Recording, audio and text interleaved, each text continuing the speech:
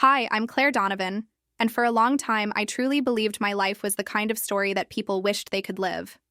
I had a husband, Michael, who could light up any room with his smile, and a best friend, Emily, who had been in my life since we were barely adults. She knew every secret, every heartbreak, and every joy. Between the two of them, I felt surrounded by safety.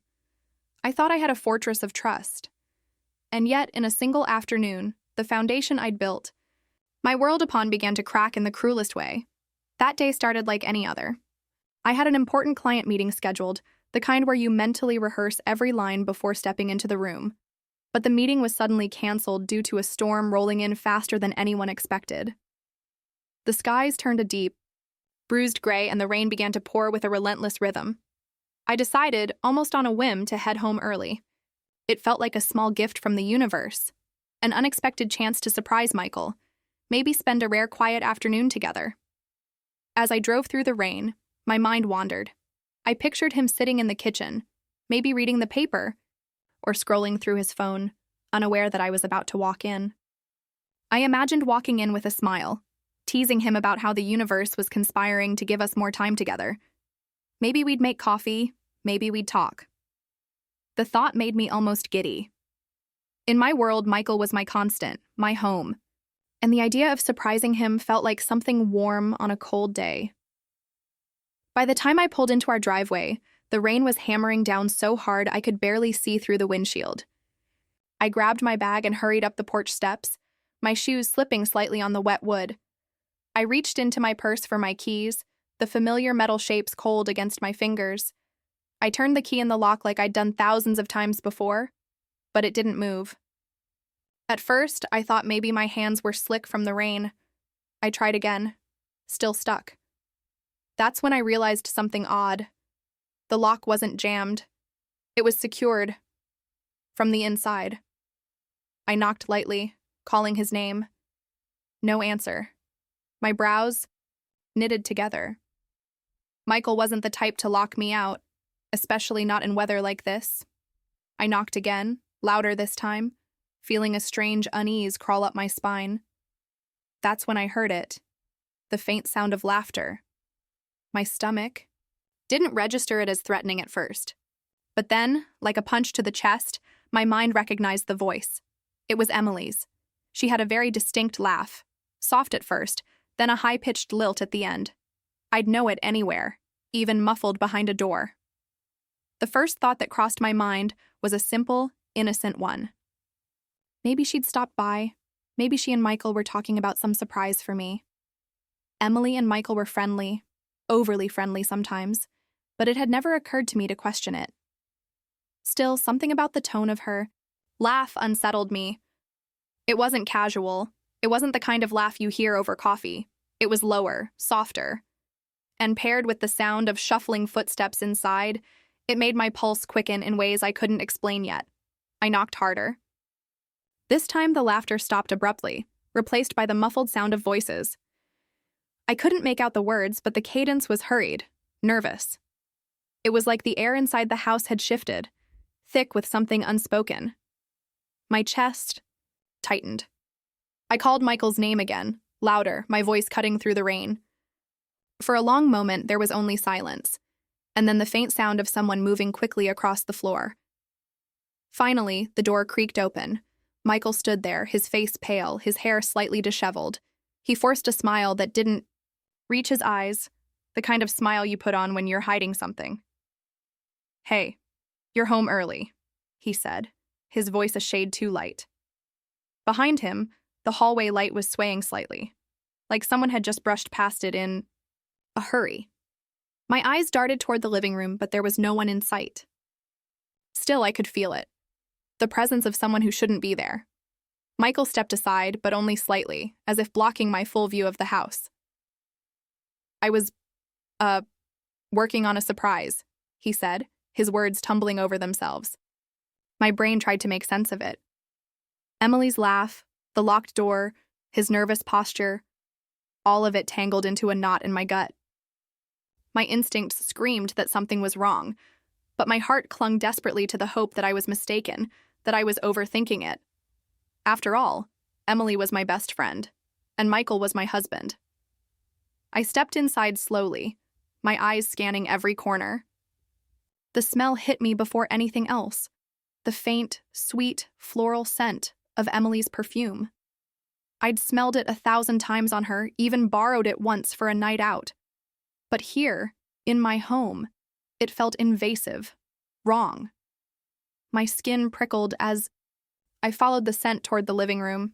It was empty, but a half-empty wine glass sat on the coffee table, condensation still dripping down the stem. I hadn't been gone long enough for it to belong to anyone but her. Michael hovered near me, his words tumbling about errands and storms and just catching up with Emily about something. His tone was too casual, his explanations too quick. The more he spoke, the more the air seemed to thicken, the walls pressing in. My hands itched to pull back the curtains, to fling open every door until I found her. But I didn't. Not yet. Because deep down, I knew, whatever truth waited behind those closed doors, it would shatter the life I thought I knew. And I wasn't ready. Not in that moment. Instead, I smiled faintly, pretending to believe him, my mind already spiraling into questions I didn't want answers to.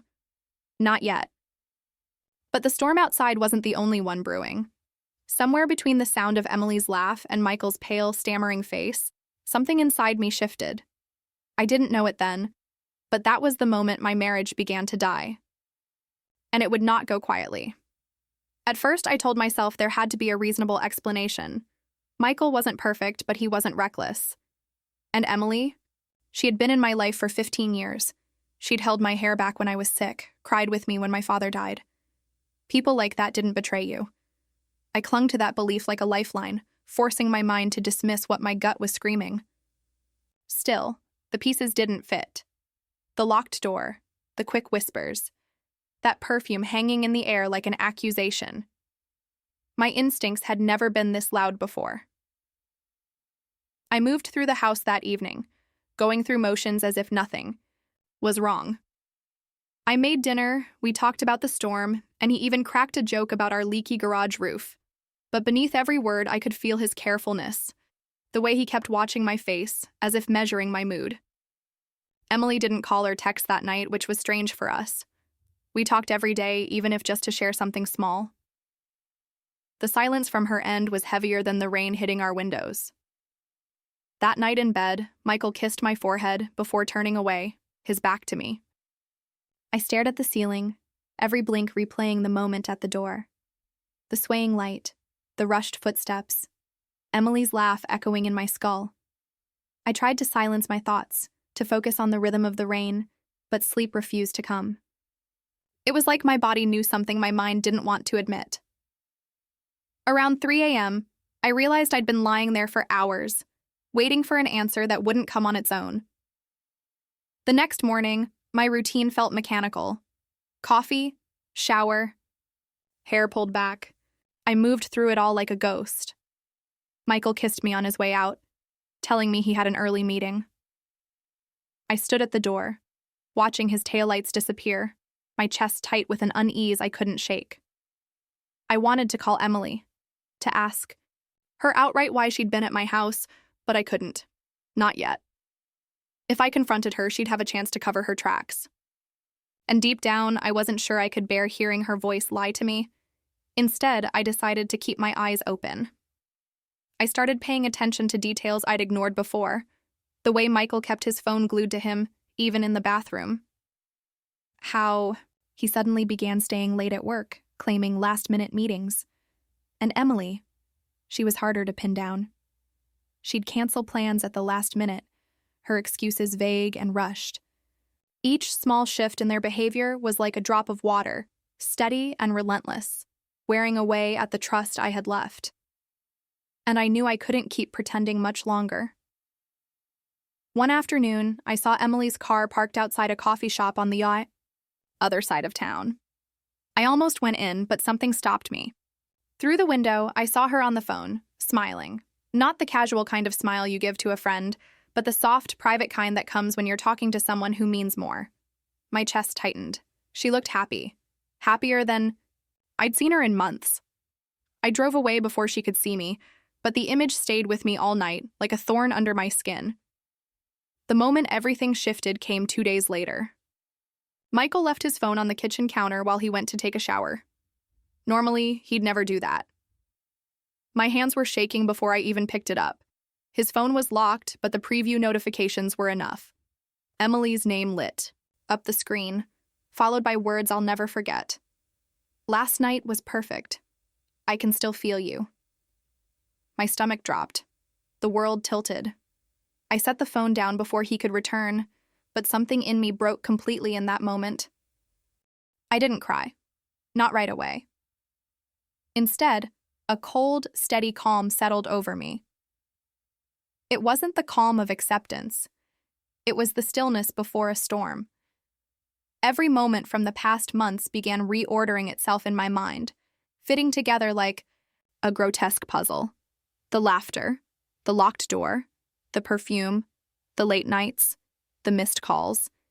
It was all there, in plain sight, and I'd been too blind to see it. But now that I knew, I couldn't unknow. And once you've seen the truth, it demands to be acted upon. That night, I studied Michael like a stranger.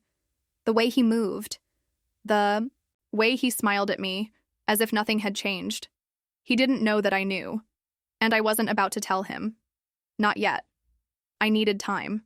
Time to think. Time to plan.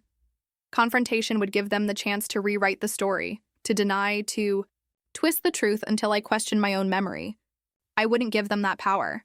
My revenge needed to be precise, and it needed to be undeniable.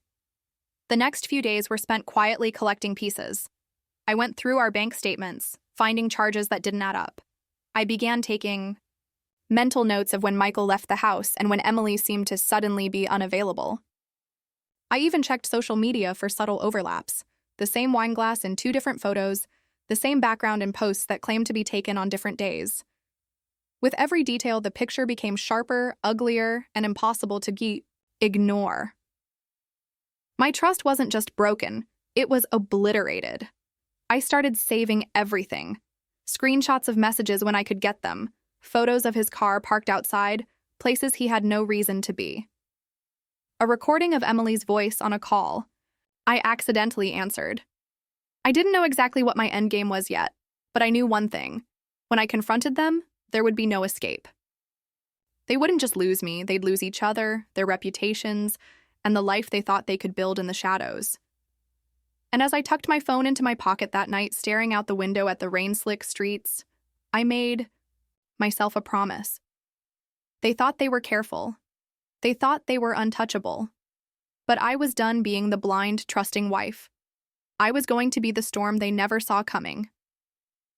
The longer I stayed silent, the clearer everything became. I could see their patterns now. The little glances when we were all together, the sudden shared jokes I wasn't in on. They thought they were invisible, but once you're looking for betrayal, it's everywhere. I didn't need imagination anymore. I had evidence, and it was only growing. Every new piece was another nail in the coffin of the marriage I thought I had. The more I saw, the less I recognized Michael or Emily. They weren't my husband and best friend anymore. They were strangers wearing masks I could finally see through. One morning, Michael left for an early client breakfast. I waited until I was sure he was gone, then took his laptop from his office. He was careless that day, leaving it unlocked.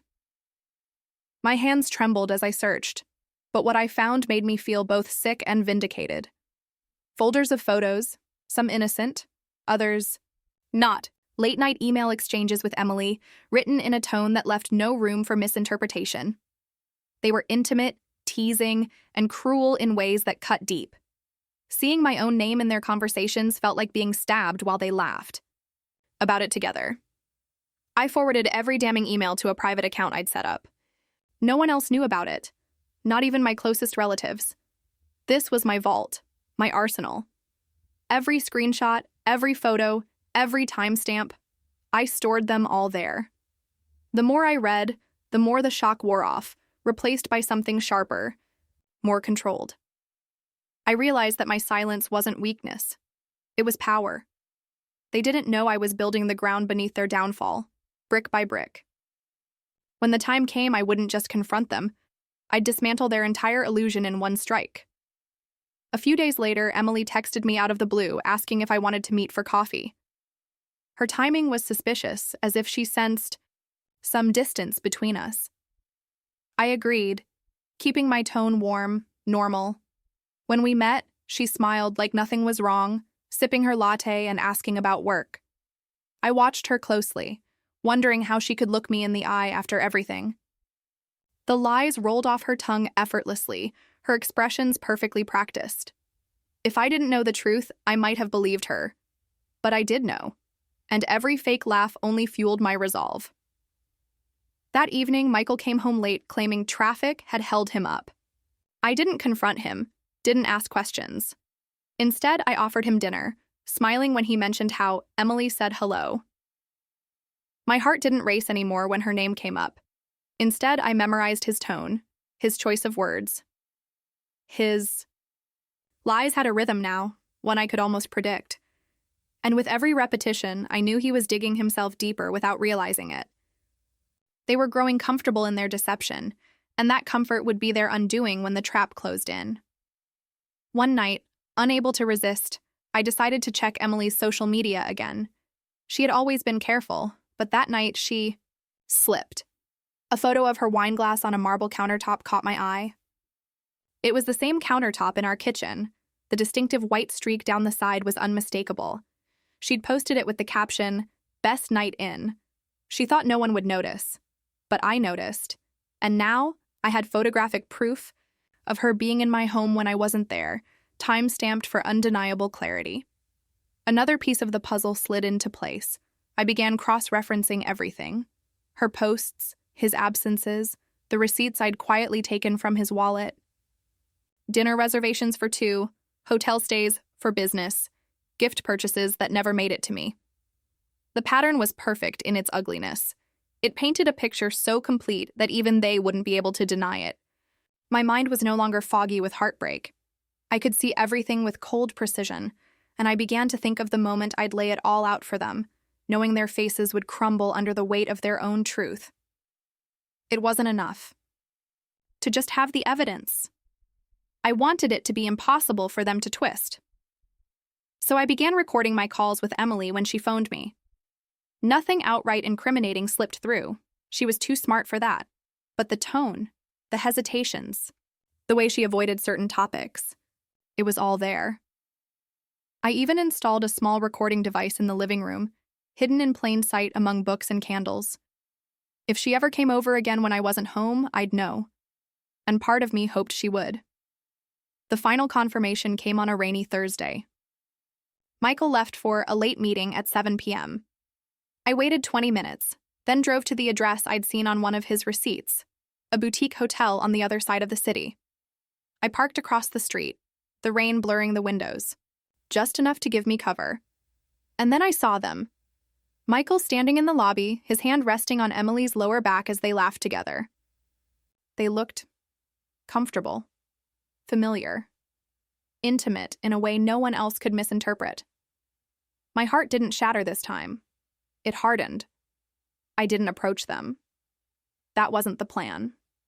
Instead, I took my phone, zoomed in, and snapped photo after photo. Each click of the shutter was another bullet in the chamber. They had no idea I was there. No idea their little world was being documented in real time. I left before they could see me, the rain masking my silent departure. I drove home in silence, gripping the steering wheel, my mind already moving toward what came next. It wasn't confrontation I wanted anymore.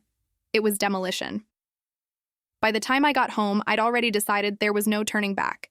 I had enough evidence to ruin them both beyond repair, and I wouldn't do it in a fit of rage. I'd do it methodically, in a way they'd never forget. My silence had given me power. Now my patience would give me victory. Michael and Emily thought they were playing a game behind my back. They didn't know I was the one holding the board, deciding exactly when to flip it over. The next morning, as Michael kissed me goodbye and Emily sent me a cheerful text, I smiled to myself. They still believed they were safe, hidden in the shadows of my trust. But the truth was, I had already dragged them into the light, and soon, that light would burn them alive. 2 weeks passed before I decided it was time to act. Every day, I held my silence the more confident I became. Michael and Emily had no idea they were walking straight into the snare I'd been weaving around them.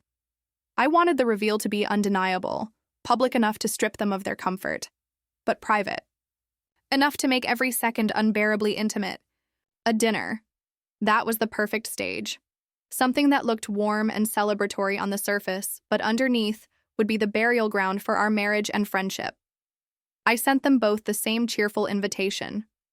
Emily responded first. Her reply filled with exclamation marks and smiley faces as if nothing was wrong.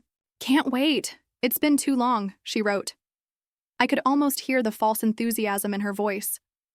Michael was more subdued, but quick to agree, saying he was glad we were all finally getting together again. I told them both it was a small celebration of friendship, a reminder of the people who mattered most to me. That last line was almost a joke. They had no idea just how much truth was buried in it. In the days leading up to the dinner, I prepared everything down to the smallest detail. The menu was planned, the wine carefully chosen. Their favorite, of course. I wanted them relaxed, lulled into a sense of security. On the surface, it would look like I was trying to reconnect, to smooth over any invisible distance. I even sent Emily a photo of the table setting in advance, pretending to ask her opinion. She replied with a heart emoji. The irony made my stomach twist, but I forced a smile as I typed back, "Can't wait to see you." The real preparation wasn't in the kitchen or the dining room. It was on my laptop. I spent hours crafting a slideshow. It began innocently. Enough, filled with old photos of the three of us together, vacations, birthdays, celebrations, the kind of images that make you nostalgic, that make you feel safe. But halfway through, it would change, abruptly, violently. Screenshots of their messages, photos I'd taken outside the hotel, that image of Emily's wine glass on my counter, and then the audio clips, the hushed tones, the laughter I'd once thought was harmless. There would be no denying any of it. The night of the dinner arrived. I dressed carefully, choosing a soft navy dress Michael always liked, the one that made me look approachable, calm. My hair was loose, my makeup understated. I wanted to look like myself, the woman they thought they could fool. The house smelled faintly of roasted herbs and garlic. The table was set with candles flickering in the dim light, their glow warm and inviting. If you didn't know better, you'd think it was a night of reconciliation. In truth, it was the prelude to an execution. They arrived within minutes of each other. Michael kissed my cheek, his hand lingering a moment too long as if to gauge my mood. Emily hugged me tightly, her perfume clinging to my dress in a way that made my skin crawl. I welcomed them both warmly, pouring wine, making small talk about the weather and mutual friends. The first course passed without tension. They laughed easily, exchanging glances they thought I didn't notice. Every smile, every shared look, only sharpened my focus. This was their last night of comfort. They just didn't know it yet. After dessert, I told them I had a surprise. They exchanged quick, curious glances, probably thinking I was about to announce some harmless news. I dimmed the lights and pulled down the projector screen, explaining it was just a little trip down memory lane. They settled in, wine glasses in hand, their faces open and unguarded. The slideshow began exactly as I planned. Soft piano music playing over images of vacations, birthdays, and candid moments we'd shared over the years. They laughed, reminisced, and for a moment, even I could almost believe the illusion again. Almost. Then the tone shifted. The music faded, replaced by silence. The next slide was a screenshot of a message from Michael to Emily. "I can still feel you from last night." The room froze. Emily's smile faltered, Michael's jaw tightened. Before they could speak, another image appeared, the hotel photo. Then the wine glass on my counter. Then the emails, the ones filled with things they could never take back. The audio clips played next, their voices whispering, laughing in tones that no friendship could justify. Each second was another blade, and I twisted them all slowly. Neither of them moved at first. Emily's wine glass trembled in her hand, her eyes darting to Michael. He stared straight ahead, his knuckles white as he gripped his chair. The air felt heavy, thick, almost suffocating. I stayed silent, letting the evidence speak for me. There's a power in silence. It forces people to sit with their own guilt. They couldn't look at me, and I didn't look at them. I watched the screen instead, each damning image lingering just long enough to burn into their memories. When the slideshow ended, the room was dead quiet. I stood slowly, my chair scraping softly against the floor. My voice, when it came, was steady, almost gentle. "That," I said, gesturing to the blank screen, "is what I've been living with while you smiled in my face." Emily opened her mouth, but I raised my hand to stop her. "Don't. Every word you could possibly say is already a lie." Michael shifted, but he didn't speak. He knew there was nothing left to defend, not with this much truth staring him down. I told them exactly what I'd done. Every file had already been sent. To Emily's husband, to HR at Michael's office. I'd made sure there were multiple backups in case they tried to erase anything. "By tomorrow," I said, my tone cold but calm, "the world you've been living in will no longer exist." I didn't raise my voice. I didn't cry. I simply laid out the reality like a verdict and watched as it began to sink in. Emily looked like she might be sick. Michael just stared at the table, his hands limp in his lap. Finally, I walked to the door and opened it. "Get out," I said, not looking at either of them. "Go finish your little affair somewhere else. You're both free now. Free to ruin each other without me in the way." They moved slowly, their footsteps heavy on the hardwood floor. Neither said goodbye. When the door closed behind them, the silence was deafening. I stood there for a long time, my hand still on the doorknob, feeling the weight of what I'd done settle in my chest. It didn't feel like victory yet, but it would. The door clicked shut behind them, but I didn't move right away. I stood still, my fingers still curled around the doorknob, staring at the empty space they'd left.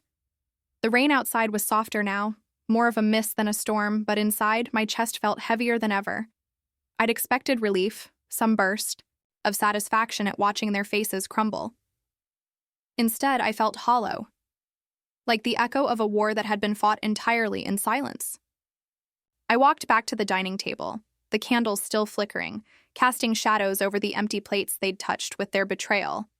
I poured myself another glass of wine, ignoring the dishes, ignoring the mess. The table still smelled, faintly of the dinner I'd made for them: rosemary chicken, roasted potatoes, and fresh bread. It was the kind of meal I used to make when I wanted to bring people closer, when I believed food and laughter could mend anything. But tonight, it had been nothing more than a stage set for their undoing.